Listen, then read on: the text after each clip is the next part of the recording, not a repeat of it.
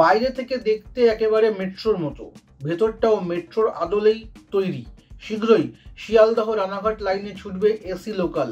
সেই ট্রেনের ভাড়া কত হবে? বুধবার বিবৃতি দিয়ে জানালো রেল।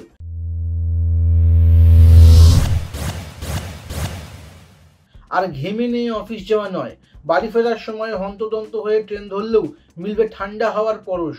প্রবল গরমে ট্রেন যাত্রা যাতে একটু সুখকর হয় তা নিশ্চিত করতেই বাংলায় এসি ট্রেন চালানোর সিদ্ধান্ত নিয়েছে রেল।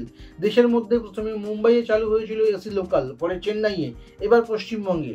পূর্ব ভারতের মধ্যে এ রাজ্যেই প্রথম এই ট্রেন চালু হতে চলেছে। রেল জানিয়েছে এসি ট্রেনের সব কামরাই পূর্ণ বাতানুকূল থাকবে। 12 কামরার ওই লোকাল তৈরি হয়েছে স্টেনলেস স্টিল দিয়ে।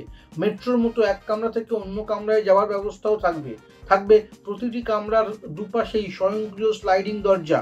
ওই ট্রেনে আসন সংখ্যা 1128টি থাকবে সিসি ক্যামেরা এবং জিপিএস নিয়ন্ত্রিত আধুনিক প্যাসেঞ্জার ইনফরমেশন সিস্টেম।